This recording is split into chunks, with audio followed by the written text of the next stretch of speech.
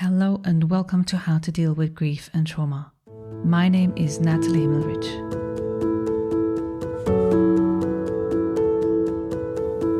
How to Deal with Grief and Trauma is completely self-funded, produced and edited by me, Nathalie. Consider making a small donation to support the podcast. Go to bit.ly/support, capital G, capital T, and podcast. I repeat, bit.ly/supportgt podcast. Thank you so much. And for more information, please visit Nathalie's website, join the podcast Instagram page, and subscribe to the newsletter to receive updates on future episodes. Today I'm speaking with Tara, Taylor's mom. Taylor died following a skiing accident when she was just a teenager. In the hospital, when Taylor's parents were met with the fact that she would not be able to survive, they were offered the option of organ donation, which surprisingly was one of the easier decisions the parents had to make. Tara talks about how she and her husband both grieved the loss of their daughter in very different ways, and how talking to another couple who experienced a similar loss helped them. After their loss, they made it their mission to focus on the good. Part of that was that Taylor had saved multiple lives through organ donation, so the parents started Taylor's Gift Foundation to change the conversation around the topic and to support donor families. About this week's guest, Tara Storch is the president and co-founder of Taylor's Gift Foundation and is a marketing professional, award-winning author and community leader. Tara and her husband Todd co-authored the award-winning book Taylor's Gift, which was recognized as the most inspirational book at the Books for a Better Life Awards in New York City. She and her husband were also recognized at Heroes Among Us by People magazine. Opening up about her journey of finding hope and purpose after the loss of their daughter Taylor, she speaks publicly across the nation about her powerful Outlive Yourself message. Sharing her journey on Good Morning America, The Today Show, The Ellen Show, People magazine, and other national and international media, she brings a message of inspiration that touches lives worldwide. Tara is the proud mother of 3 children, Taylor, Ryan, and Peyton. She and her husband Todd currently live in the Dallas, Texas area.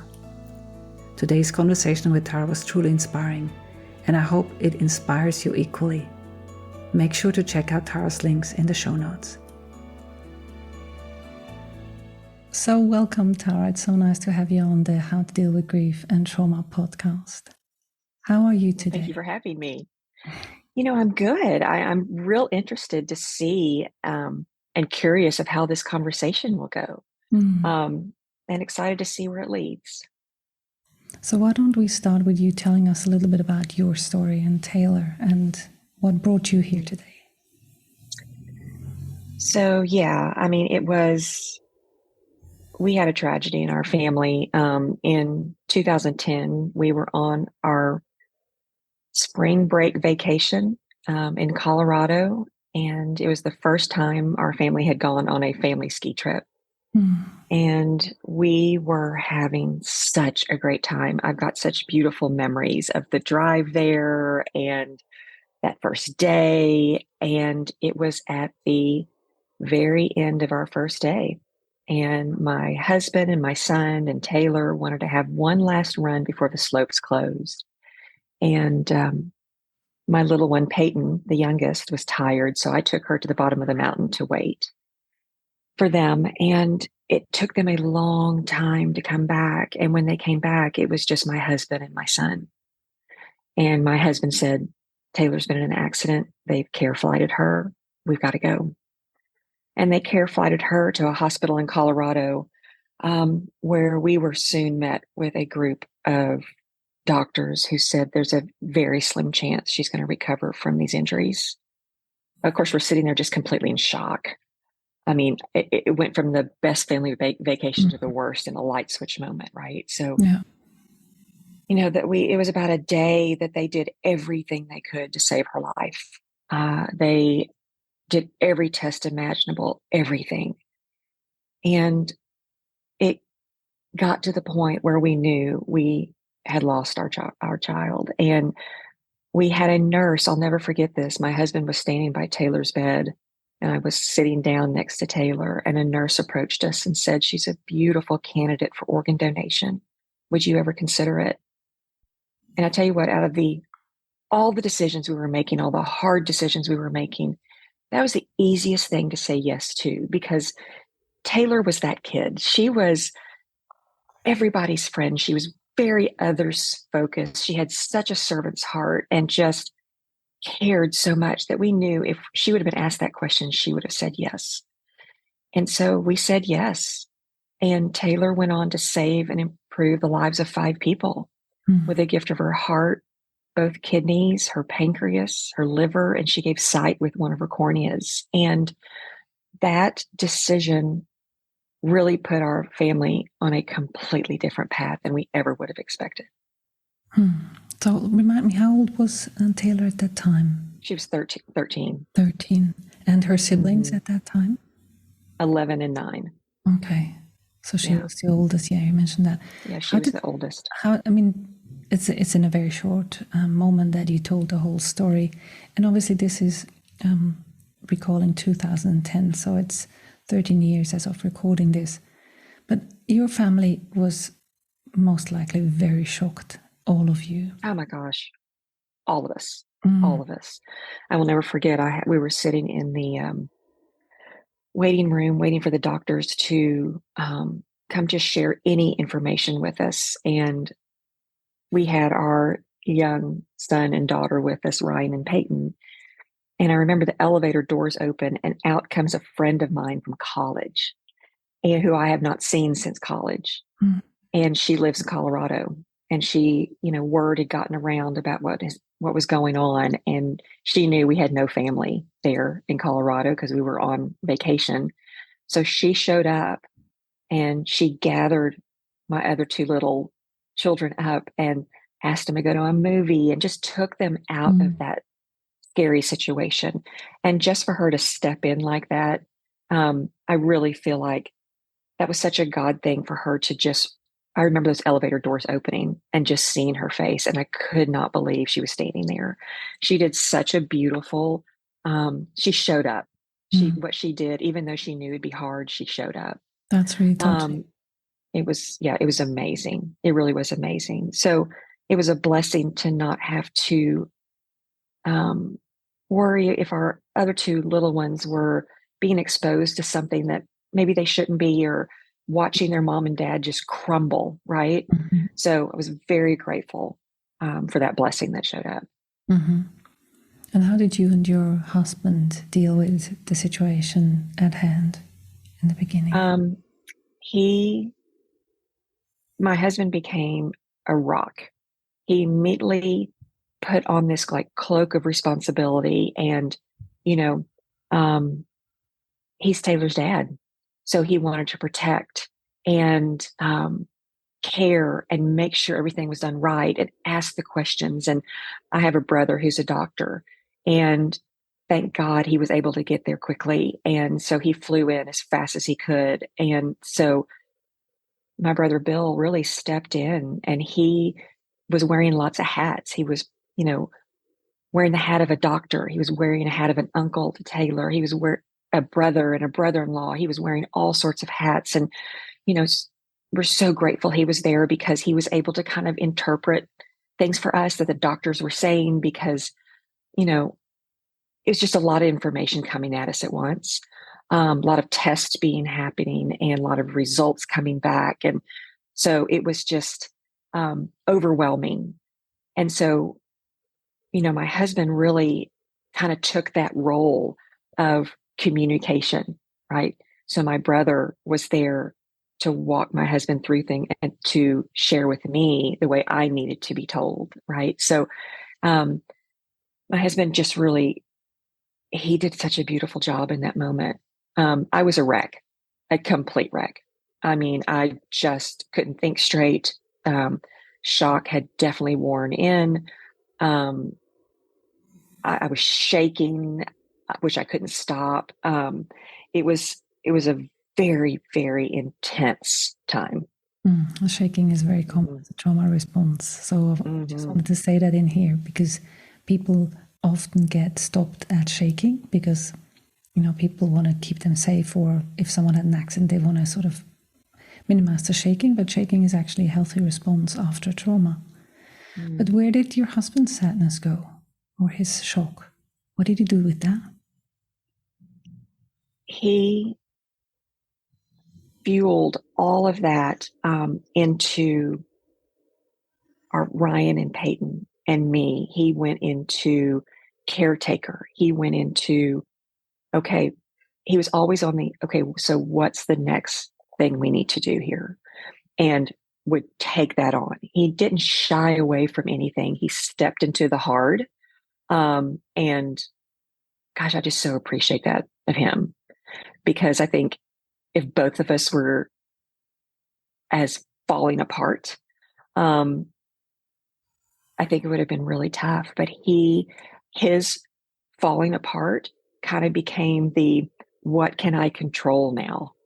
What is the next step that I can hang on to and help? I mean, he kind of just took that on. That's where all of his went. Mine went into a puddle on the floor. His went into, I'm going to take control, and I'm going to care for my wife. I'm going to care for my other two children. I'm going to learn what's going on. I'm going to protect Taylor. I'm going to care. It was just this whole mix of emotions and struggle. Yeah. And still, I know many men who sort of grieve the cognitive way and the doing way, taking care way. Mm-hmm. And there's still a place where they carry their grief. Like in episode 12 in season 1, I spoke to my ex-husband and we looked back on 11 years of grief. And having the space where we looked back of what was going on and how it is now, I've learned certain things that, for example, he was not openly talking about it, but he was still carrying it. I mean, the loss of a child is never something that goes away. She's still part of the family, and her not being present, her not being physical has an impact on the whole family. So, I'm just asking these questions because I don't want to make people feel like that they have to be like your husband, like a rock, because certain people just can't. It's just a way that certain people are able to grieve, and certain people like you are like the puddle on the floor, as you described yourself, more the emotional way, which is also very good. And so I'm using this podcast as well as a teaching tool for people to understand that no way of grieving is better. It's just different. That's exactly right. Everybody grieves differently, right? And there is no like manual that you're given when you lose a child. You just truly, it's at the beginning, it's every second to second, every breath to breath.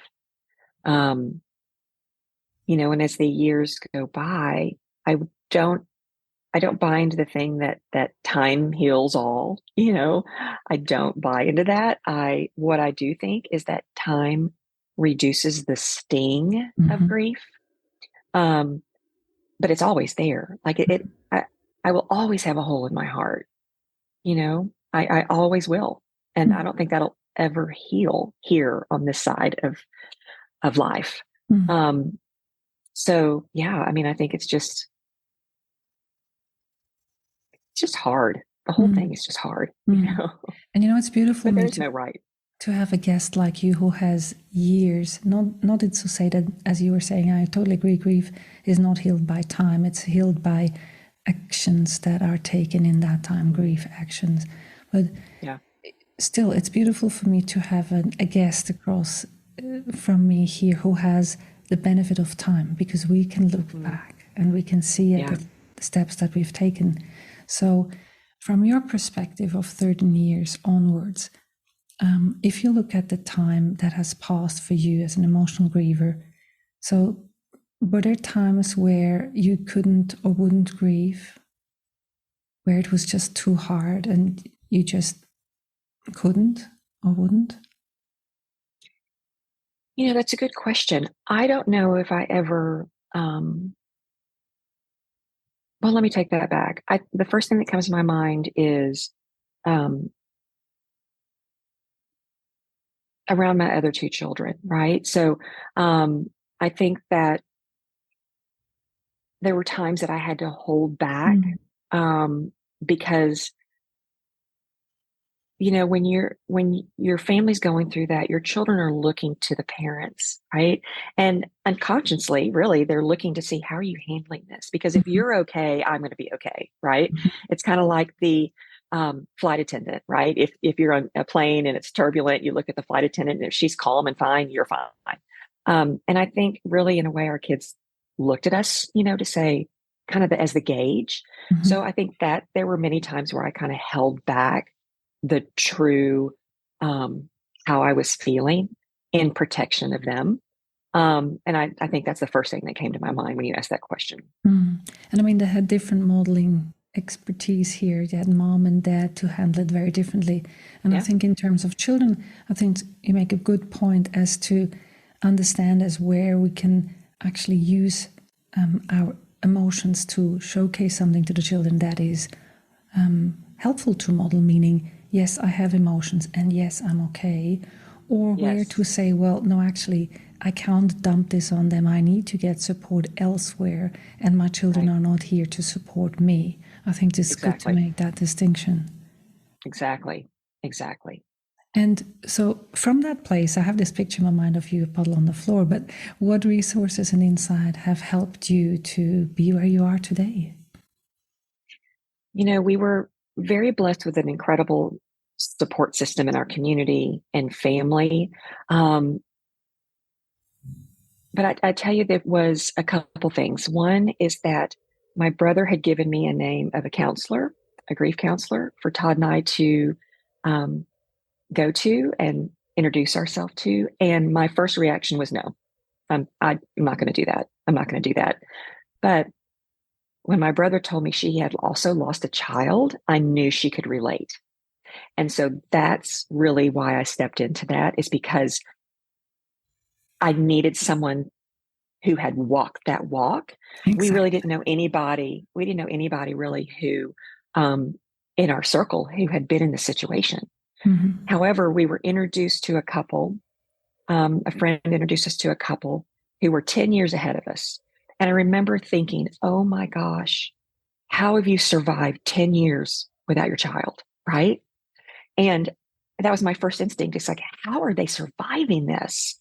And we went over to their house, and I remember them opening the door, and they had smiles on their face, and they were so welcoming, and, just come on in, and we want to see you and talk to you. And I thought, wow, she's not a puddle on the floor, right? Mm-hmm. It kind of gave me hope. Mm-hmm. Um, but at this point, so this was probably about 5 months in. At this point in Todd and I's marriage, we were grieving so differently. Mm-hmm. He was focused and purposeful and trying to create purpose out of the pain. And I'll share with you kind of how we did that. And he wanted to be around Taylor's friends all the time. I couldn't do that. I felt like being around them was a reminder of what I lost, right? So we were grieving completely differently, and it was causing friction. And so when we met with this other couple, they said something to us that was so simple, and it really changed things for us. And they said, because we were sharing with them how we're grieving so differently, and they experienced that also. And they said, you have to give each other the grace to grieve the way they need to. And, we have a very strong marriage and a wonderful foundation, but we were not doing that. Mm-hmm. And it was so wild that just was like not something we were giving each other, was the grace to just grieve Mm-hmm. the way they needed to. I couldn't understand why he wanted to be around her friends. And it Exactly. was just frustrating to me. And he couldn't understand, why is she always in bed? When the kids go to school, I would crawl back in bed because it's all I could do. Mm-hmm. Um, and so giving each other that grace completely just changed things for us. And it's just so simple, and we just weren't doing that. So once we started to do that, so I mean, that really was a big support to us in changing our conversation, was talking to another couple who had walked in these shoes. I think But really, our that's a family, great thing to do. yeah, our family and community truly was incredible, and still to this day. Um, Remember Taylor and lift us and encourage us and carry us. I mean, and I know that's not the case for many. So and we don't take that for granted. We don't. And we so appreciate it. You are lucky. I can say yes. Yeah. And what you were sharing about, there's few good things that you mentioned. I just want to reiterate that, first of all, a counselor that has experience or where people feel comfortable. I think that's really important. I mean, I can see the people that I see with my experience. There's a place from relating from experience as opposed to from knowledge, which is important. And the other thing, which the support people, it's not the quantity but the quality of those support people that makes it or breaks it. And I think it's important for people to know what they need, to find out, maybe even by not getting what they need, to say, well, that's not helpful, I need something else. And the thing you said about the differences in grieving, that was actually part of my first book, which came out of the research that I made, that couples said 3 things that were important to them, which was understanding about grief, understanding about the differences between male and female, or in general people, and to work on acceptance of the differences, like you were describing. Give each other the grace. Exactly right. So what would you wish you would have known at the beginning of your grieving and healing journey? So when this happened, I mean, this is a new experience, like for all of us grieving parents and for people who are experienced the first significant loss in their surrounding. It's like a shock. There's a traumatic thing that happens, an unexpected thing, and we're not prepared. Even though our body is able to grieve, we're just not prepared to take that magnitude. What would you would have wanted to know at the beginning of your journey? That the heaviness and the waking up with concrete on your chest, and the immediate thought when you wake up in the morning that she's gone, that those kind of things are going to lessen. Because when you're in that at the beginning, you feel like that's exactly how your life is going to be forever. You'll never have joy again. You'll never laugh again. You'll never be able to have a fun day. You feel like your whole life going forward is going to be crushing grief where you can barely breathe. And I think if I would have known that there is hope and that I can survive this, and I'm going to be okay. I think if I knew that, I don't know if it would have made it any better. I don't think just because you know something doesn't make the experience okay. Well, I know I'm going to be a little bit better, in a little while. So this isn't going to, no, I mean, the experience is always going to be there. The feeling is always going to be there. The heaviness, right? But it lessens. And I just wish, I guess that's just something I think I just would have thought to myself earlier, is I am going to be okay. I am going to be okay. But it's hard in that. I mean, there's no other word. I mean, it's just so hard in the beginning, even if I knew I was going to be okay, but to know where I am now to where I was then, is a pretty drastic change, right? Yeah. And I think in a good way. The thing that you actually did, which was probably the most suitable recommendation I would give anyone, is seek out people that are just a few steps ahead. In your case, the couple that you went to see was 10 years ahead. And to some degree, people always describe to me, I can't imagine that this is ever going to get better. And that's quite natural at the beginning. And still, to have that hope, looking at someone, okay, they're on that journey for longer, that's potential. Doesn't have to go my way, but it's a potential out there. That's right. That's right. Exactly. Yeah. Seeing others who have walked a journey, even if it's not exact, it's similar. Like, I've had, friends that haven't lost a child, but they've had a traumatic grief experience, and we can still relate, right? But having those who have kind of walked that kind of journey that's similar, more similar to yours, really it can be a game changer. So one thing that you also did as part of your journey, you created this foundation. Do you want to talk a little bit about the foundation? Yeah. So, when we came back from Colorado and really started our life over, I remember my husband and I sitting in the backyard, and he said, Tara, he said, my grandfather told me something when I was young, and he told me this over and over and over, and it meant nothing to me when I was a kid, but it really means something to me now. And he said, my grandfather always used to say, Todd, it's not what happens to you that matters. It's how you react to it that does.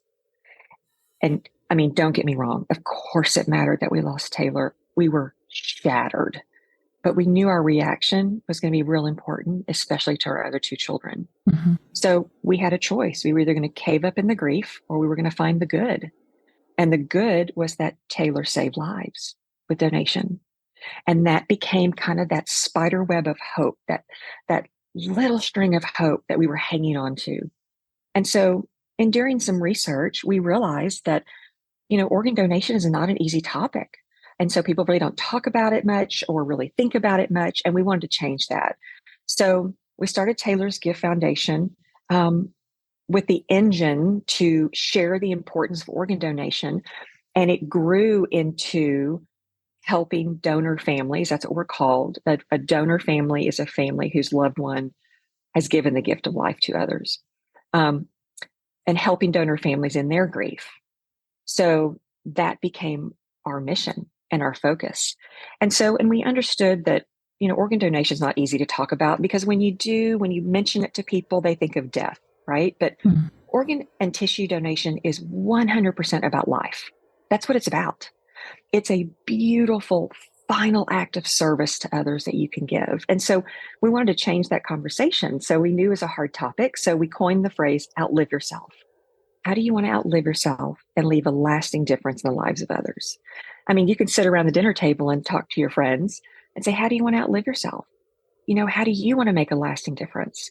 And then you can say, if donation is something you want to do in your final moments, say, this is what I want to do. I want to save others someday. And it's important to have that conversation with your family too, right? And that you do want to outlive yourself that way. So, we started the foundation and really started changing the conversation about organ donation. And we saw this huge gap of grief support specifically for the donor side. And this gap was really across the nation. So it really sparked us to create our grief support program. And our grief support program is growing very quickly. We really launched this about 3 years ago. So it's a relatively new program. It's in 18 states and growing. And this program provides twofold to these donor families. It provides a caring guide. A caring guide is what we just talked about, peer-to-peer support, people who have walked grief journey, right? And we also offer support groups to, donor families. And it has been amazing. This program really, when we started it, it's exceeded our expectations with the amount of donor families that are coming our way that need our support. And we just feel so blessed to be able to help them in this journey, because we've walked that. We have walked that journey, and we saw how important it was to have others around you who understood, just like we were talking about, to be able to seek out others who can understand, right? So being able to provide these families that connection with people that understand and support groups, if they want, has been very powerful. And it's a free program to donor families. We offer them and their family free grief support for an entire year. And it's made a huge difference, because, going to a professional therapist is expensive. It's very expensive. And many people cannot afford it. They just can't. They can't afford some sort of grief support. And so we're providing this so no donor family will ever have to grieve alone. So how do you provide that? So where does your funds come from? So our funds come from individuals, from grants, from corporations, and we are, always looking for support. the more funding. I mean, we're a nonprofit, so the more funding we have, the more families we can help, right? And so it's in 18 states, but we have more states who are wanting this program. And we have to be strategic, right? We never want to grow too fast that we ever compromise the quality of care that we give to our families, the grief support we give. So we're ready to take it to that next level. That's fantastic. And we're primed and ready to go. Mm-hmm. Fantastic. So I want to circle back to the moment where you decided to do organ donation, because I'm guessing for you it was easy, but you also weren't prepared to get that question asked, and you never thought about, do I want to or not? So probably also have people that are concerned or unsure. What are the people's concerns in regards to organ donation? So a lot of it really is just fear. Like, I don't know if, what is that like? That seems scary. There's a lot of myths and facts out there, such as, one, it's going to cost my family so much, if I'm an organ donor, but it's not. The cost of that does not lie on the donor family, because we're giving the greatest gift of all.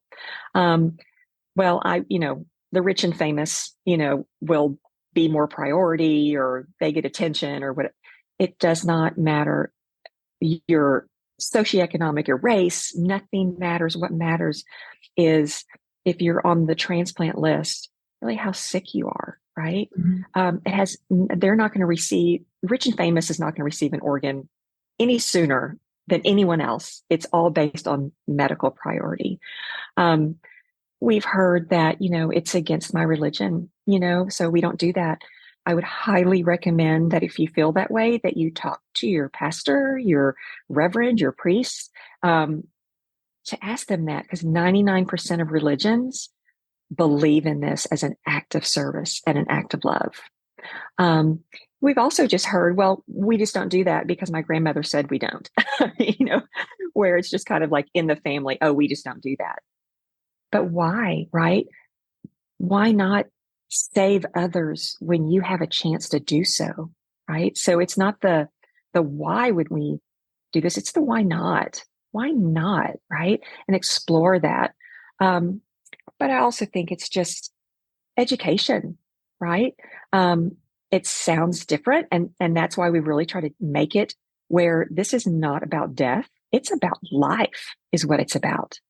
And changing that conversation so it can be more easily thought of and talked about and considered.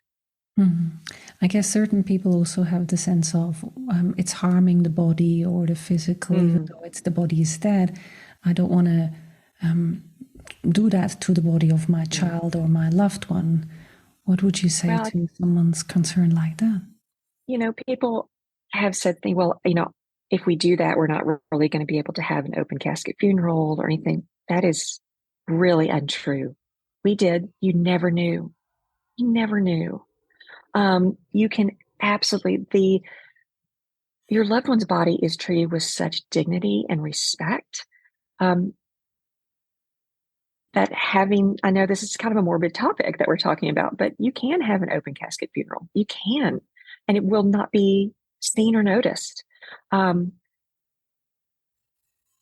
it is a personal choice. It does go back to that, where that's why it's so important to have this conversation ahead of time, with your family, and, obviously when my kids got their driver's license, they immediately checked off they would be an organ donor, right? It's just part of who they are. I think that's the important part, to have that conversation when it's not in that moment. I mean, in your case, there was no choice, but if you can make these decisions and feel within, how does that sit with me? What are the benefits? What are the potentials of giving life forward? You can make a decision personally, but not under stress, not under trauma. I think that's seems like the central point. Would you be agreeing with that?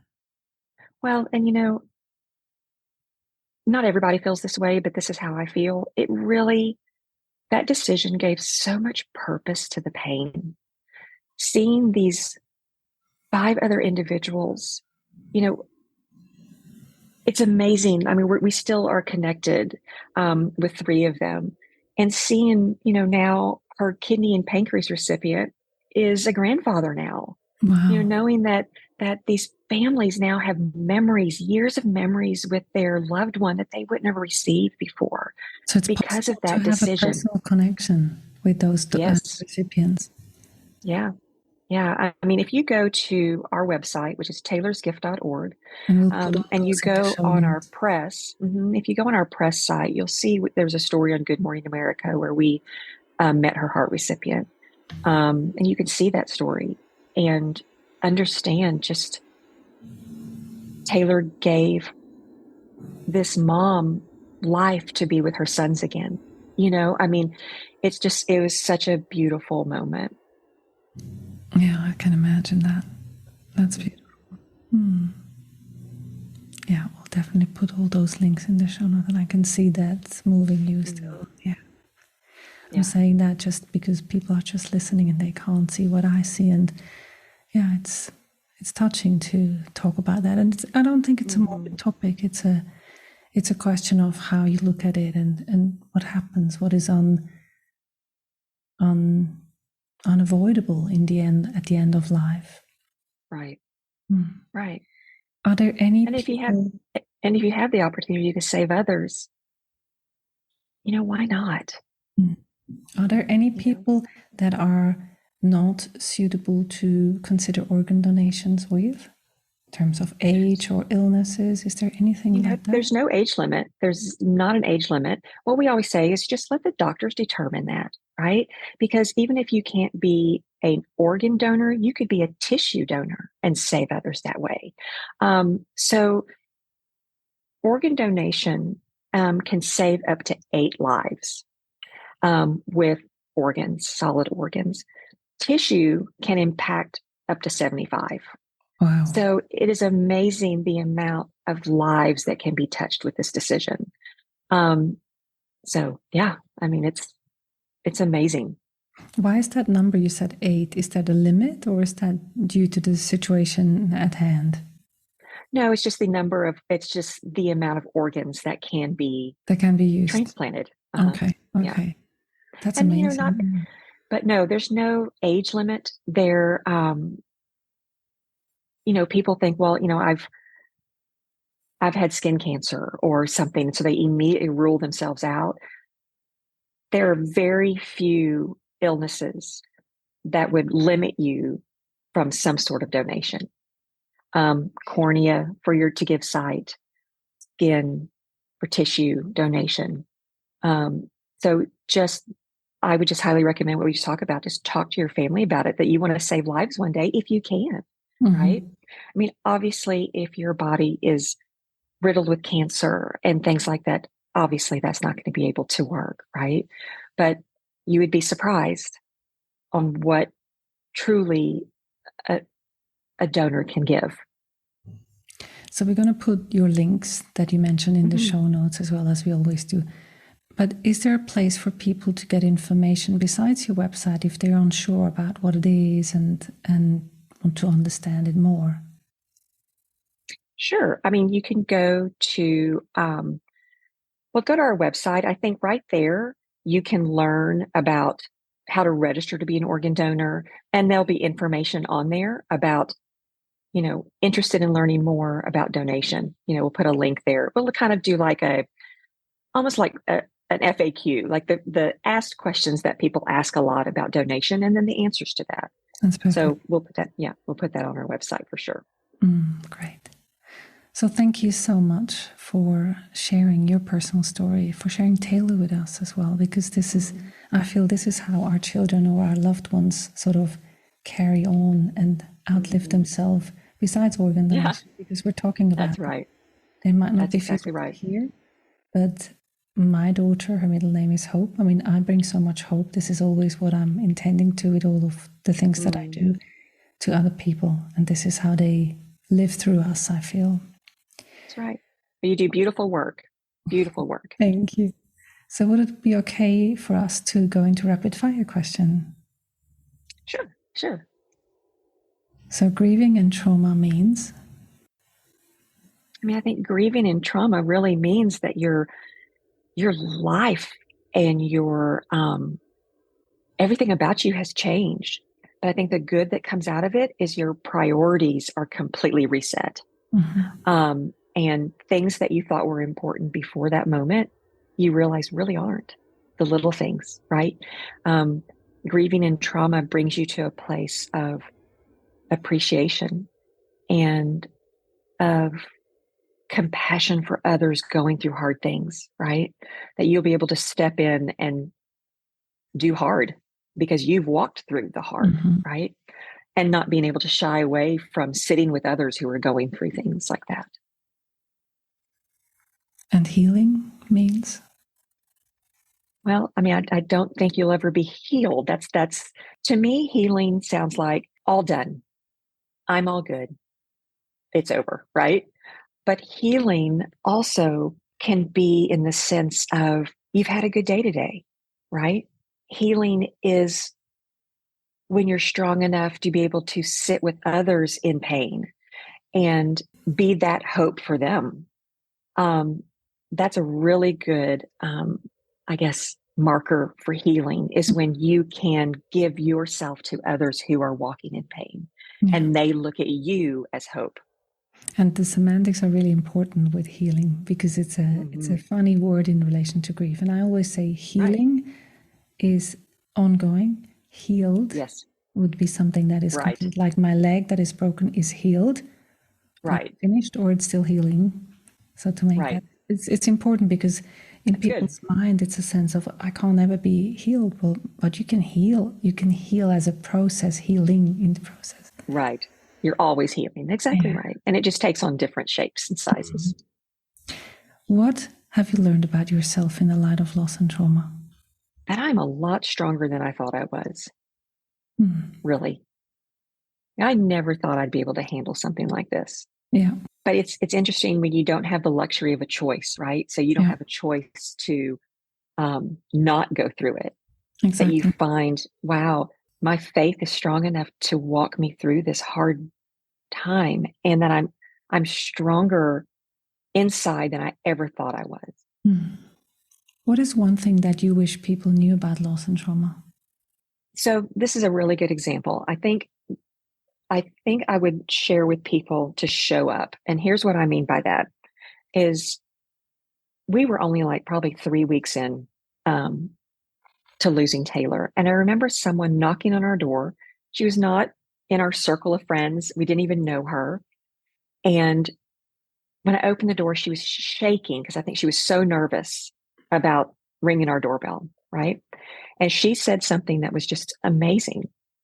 And she said, I don't know what to say, but I just want to let you know I'm here. So I think being able to ring that doorbell, to show up, is so important because people who are going through something so hard, you can feel like you're on an island. And so it can be lonely because what happens is that people don't want to say anything because they don't want to say the wrong thing. So they just don't say anything at all, right? But show up. Just show up. If you say the wrong thing, guess what? You are trying to be there. And I think also just not trying to fix the person. You know, there were a lot of people, not a lot, but a few who wanted me to be the Tara who I was before that date. And I'm a completely different Tara after that date. And so not trying to fix that person, but just letting them know that you don't know what to say, but that you're there. And that means just to show up, ring that doorbell. That's good. Yeah. And I like the fact of saying, I don't know what to say, because that in most cases is the truth. But then people cover it up with statements that are instead of, I don't know what to say, so I just say something. Right.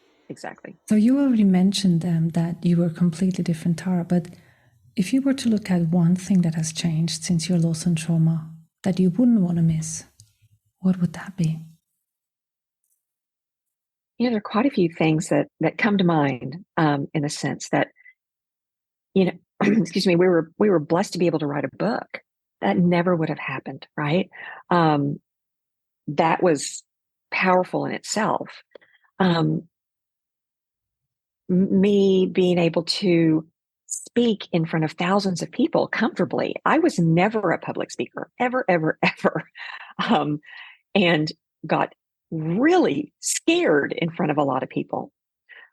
But my why has become so big that doing things like that were normally uncomfortable, I've stepped into that. And that's something that never would have happened, I don't think. And also, I think watching my children grow into such compassionate and empathetic children that can sit with others who are going through hard things, is just amazing to see. Not that they wouldn't have been before, but this experience has given them a whole different level of how to be a friend, the preciousness of life. And I think that's really kind of happened to everyone in our family too. Beautiful. Well, thank you so much, Tara, for being here, for sharing Taylor's legacy with us. And thank you for giving us a new understanding, or me giving a new understanding on organ donation and shedding the light on that. Thank you so much. Mm-hmm. Well, thank you for having me. I really appreciate it. Thanks for listening to How to Deal with Grief and Trauma. If you'd like to be updated on future episodes, please subscribe to my newsletter on nathaliehimmelrich.com. If you need grief support, please contact me for a 30 minutes free discovery session. How to Deal with Grief and Trauma is produced and edited by me, Nathalie Himmelrich. To support this podcast, please rate, review, and subscribe to or follow the podcast on Apple, Spotify, or wherever you get your podcasts. Thank you. And remember to keep breathing. I promise it will get easier.